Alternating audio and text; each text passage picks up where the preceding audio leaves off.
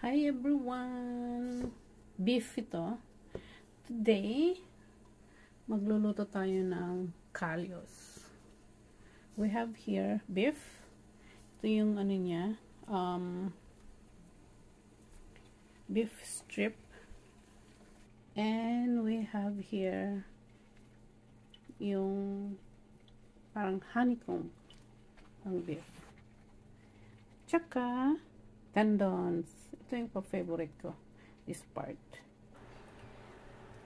Itong beef, hugasan natin. Pakukuluan mo lang yan. Boiled. To remove all the scum. Madumi po kasi yan. Pagka kumulo later, you can see aapaw yung mga yung scum niya. Yan. So, after washing, then palalambutin natin. See, look at this scum. Diba? Yung madumi siya. Ayan, no? Ayan. So, now, hugasan natin to ng cold water para malinis yung meat. Now, palalambutin natin itong tendons kasi ito yung the hardest part na maluto. Matagal to kasi ito talagang pinakamatigas na part niya. Yung tendons. Gigisa na natin siya para diretso na yung pampalambot. Kasi hindi ito, it takes time, really, an hour. So, I use pressure cooker para mas madali. Ayan. Yung pagpapalambot, idiretso ko na siyang igisa. Lagyan ng tubig. And then, palambutin siya. Ayan. Lagyan natin yung tendon. Pagkatubigan natin. And then, palalambutin.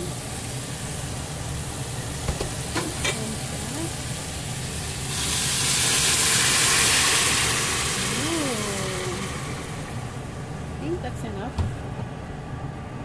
Ayan, malambot na yung ating meat.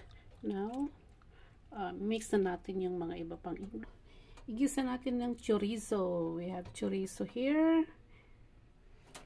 Hindi natin nasali kanina. So now, igisain natin yung chorizo.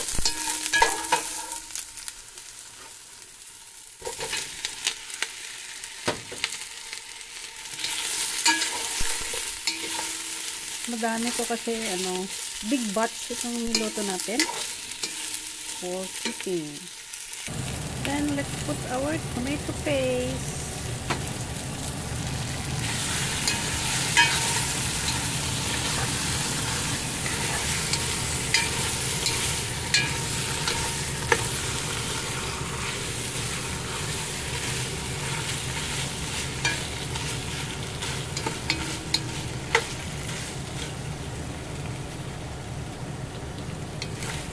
Maganda yung nag-isa pa ng konti yung chorizo para lalabas yung konting oil niya, yung aroma ng chorizo.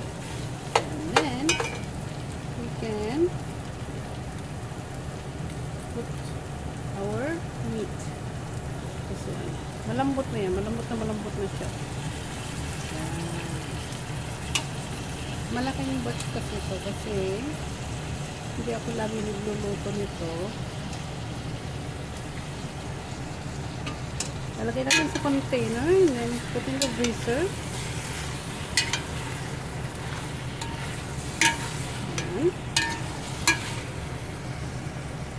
And after we mix, put our chickpeas, olives,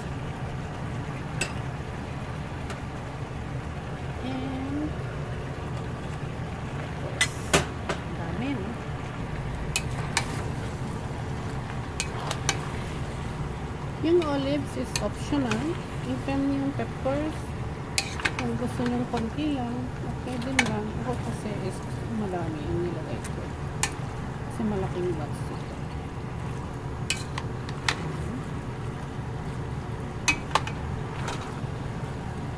Para hindi siya dry, we can use the yung pinagpakuluan natin ng meat. Kasi nagisa na natin kanina yung una pa. Ito yung sauce. And gamitan natin ito sauce.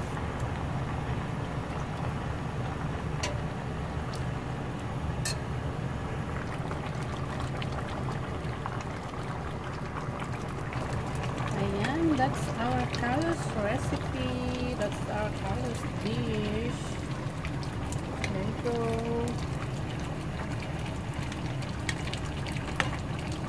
You can eat this plain or with rice. And thank you everyone for watching.